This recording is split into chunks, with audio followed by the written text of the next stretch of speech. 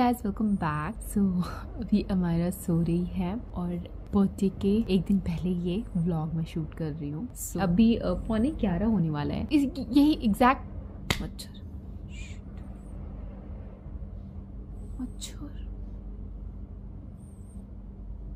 मार भी नहीं सकती मैं। कहाँ से आया? हमारा के बर्थडे के एक दिन पहले मैं ये व्लॉग शूट कर रही हूँ। कल है हमारा का बर्थडे, सो आज प्री बर्थडे प्रिपरेशन हम कर रहे हैं, वो आपके साथ में शेयर करूंगी। मैं जब ये रिलेट करूँ कि हमारा कल के दिन पैदा हुई है तो मुझे याद आ रहा है कि हमारा जब पैदा हुई थी उसके एक दिन पहले क्या क्या हुआ था मेरे साथ।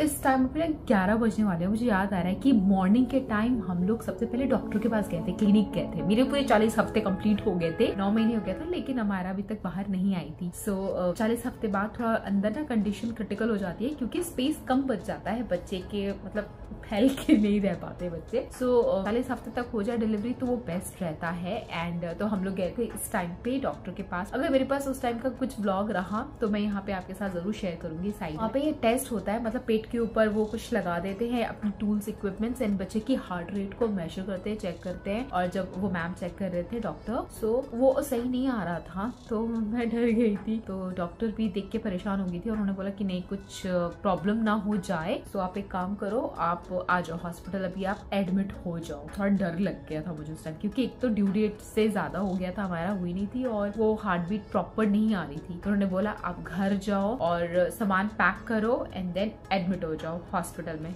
अब हमें डिलीवरी करना ही पड़ेगा, कोशिश करेंगे पहले नॉर्मल हो जाए, वो कुछ मेडिसिन वगैरह देंगे और अगर नहीं होता है तो हम सी सेक्शन करेंगे। ये जो 11 बजे का टाइम है, इस टाइम तक हम लोग जा रहे थे डॉक्टर के पास टेस्ट कराने। एक काम करते हैं, आज पूरे दिन भर में जो टाइम जिस टाइम पे जो हुआ उसी सीन को मैं दोबारा से जीऊंगी and I explain it to you guys. अगर आप में से बहुत सारी महिलाएं मुझे देख रही होती हैं एंड बहुत सारी प्रेग्नेंट वुमेन भी होती हैं तो शायद आप रिलेट कर पाओ। अगर आपकी प्रेगनेंसी हो गई है या होने वाली है, आने वाली, तो आप रिलेट कर पाओगे। अब मैं आपके साथ शेयर करूंगी पैकिंग जब की थी तब क्या हुआ था। उससे पहले मेरे पास कुछ काम है वो निपटा लूं फिर मिलती हूँ। जब हमारा हुई थी तो ये वाली अलमारी हम लोगों ने लिया था, काफी अफोर्डेबल प्राइस पे हमें मिल गया था। तभी अलमारी खाली थी, कुछ नहीं था इसके अंदर। और अभी देखो हमारे के पास कितनी सारी ड्रेसेस हो गई हैं। देख रहे हो आप, ये सारी इसकी ड्रेसेस हैं। एंड यहाँ पे इसके हेडबैंड्स, हेयर एक्सेसरीज सब कुछ है। एंड इसके नीचे भी हमारा के ब्लैंकेट्स वगैरह जो कम यूज होते हैं, हमारा के फुटवेयर्स।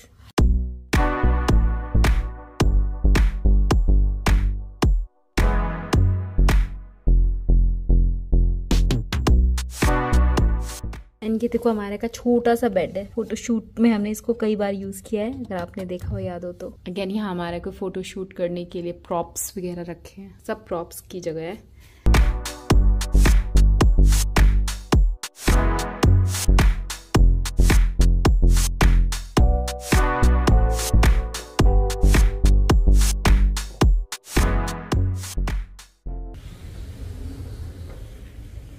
यहाँ बेड शीट्स हैं, फीडिंग पिलो जो अब यूज नहीं करती, एंड फ्रेंड्स के कपड़े हैं जो कि यहाँ से हटाने हैं। एंड यहाँ पे बस हमारे के हैंगर्स, हमारे के डेली वेयर के कपड़े हैं, डेली एक अच्छा बनियान, सैंडो, निकर, फ्रॉक्स वगैरह। तो कितना क्यूट है हमारा का टूथब्रश, हमारे छोटे छोटे टूथब्रश हैं। तो ये था हमारा का वार्डरोब, पूरा अच्छे से नहीं दिखा पाई। एंड हमारा बिल्कुल अपनी दादी जैसी लगती है, दादी होती तो बहुत खुश होती। लंच के बाद आगे की स्टोरी बताऊंगी।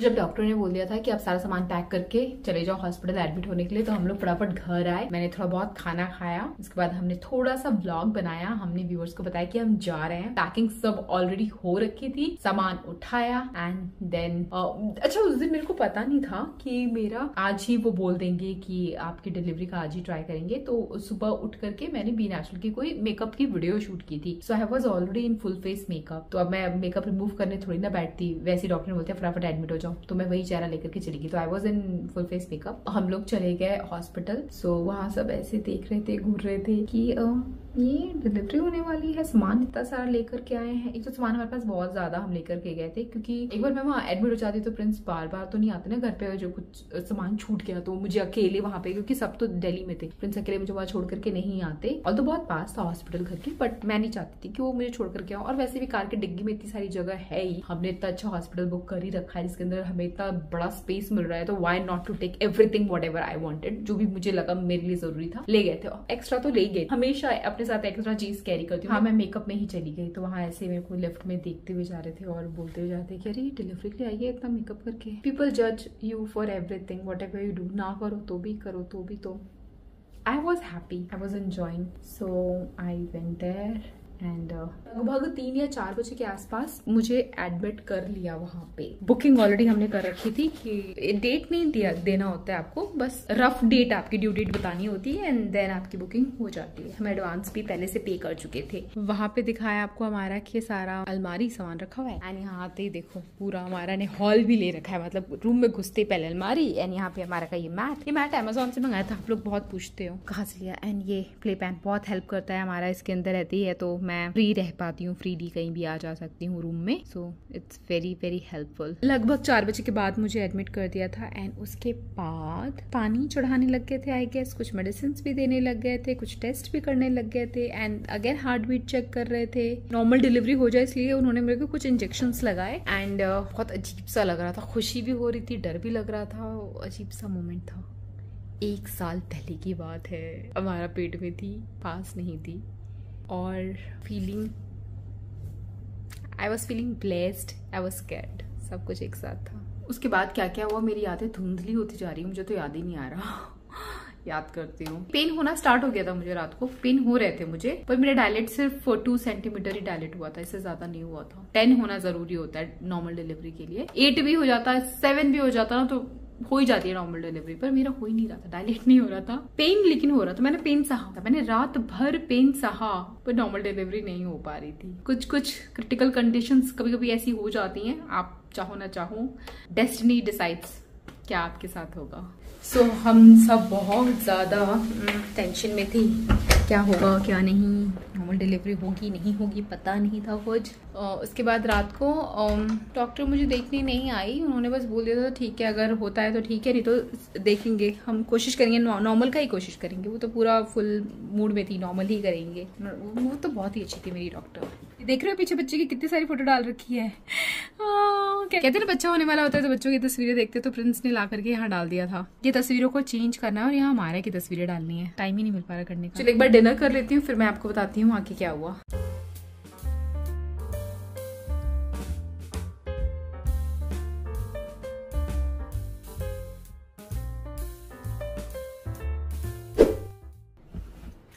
सो गाइज रात के 11 बजे के आसपास मेरे को बहुत ज्यादा पेन होना स्टार्ट हो चुका था, जहां तक मुझे याद आ रहा है। देखो टाइमिंग इधर उधर हो सकती है, याददाश्त मेरी उतनी भी स्ट्रांग नहीं है, जितना याद आ रहा है उसके हिसाब से मैं आपको बता रही हूँ। तो 11 बजे के आसपास बहुत पेन हो रहा था, मेरे से तो बर्दाश्त ही नहीं हो रहा था। मैं कहा यार अभी सिर्फ 2 सेंटीमीटर डायलेट हुआ है, अभी इतना पेन हो रहा है, तो सोचो 10 सेंटीमीटर में क्या होगा। हर प्रेग्नेंट वुमेन का डर होता है, नॉर्मल डिलीवरी जब होती है तो कितना पेन होता है, उसका डर तो बहुत ही होता है। मैं भी गो थ्रू कर रही थी सेम डर से।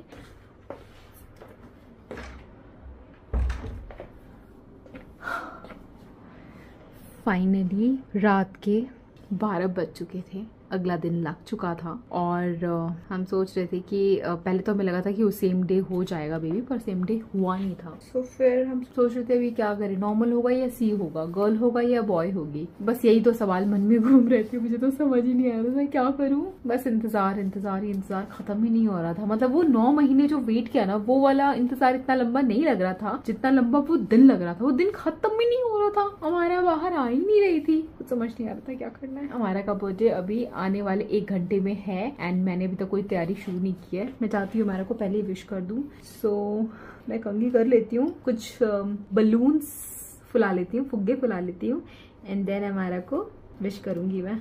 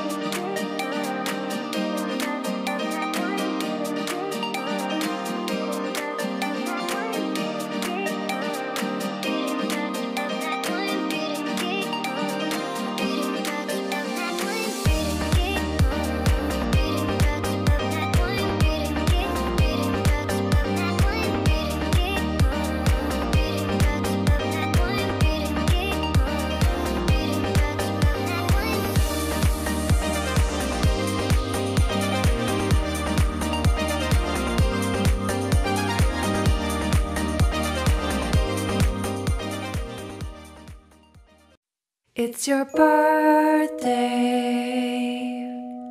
Happy birthday. It's your birthday. Happy birthday. It's a great day.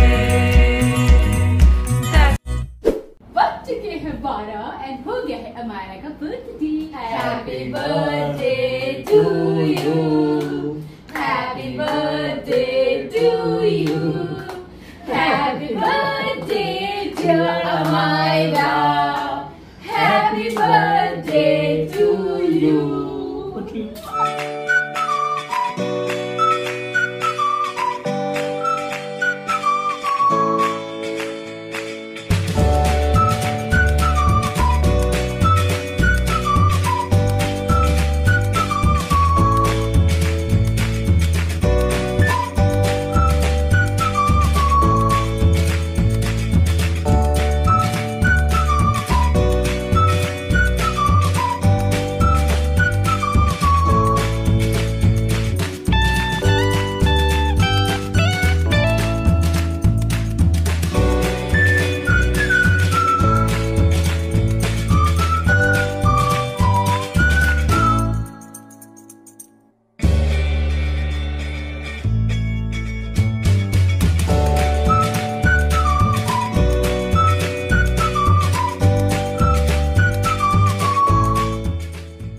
Guys, birthday girl, here is our birthday girl. भगवान मेरी भी उम्र दे दे हमारा को एक अच्छा इंसान बनाए। हाँ, सबकी हेल्प करना, सबके दर्द समझना, ठीक है।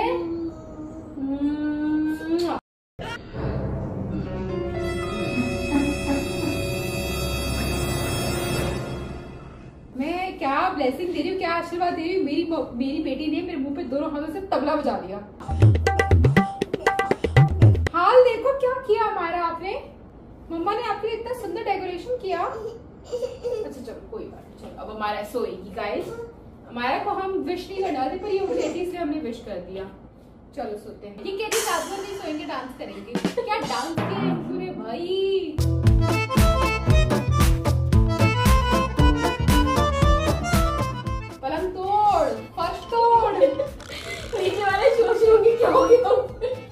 बहुत मजा आया, हमारे ने भी हमारे साथ डांस किया।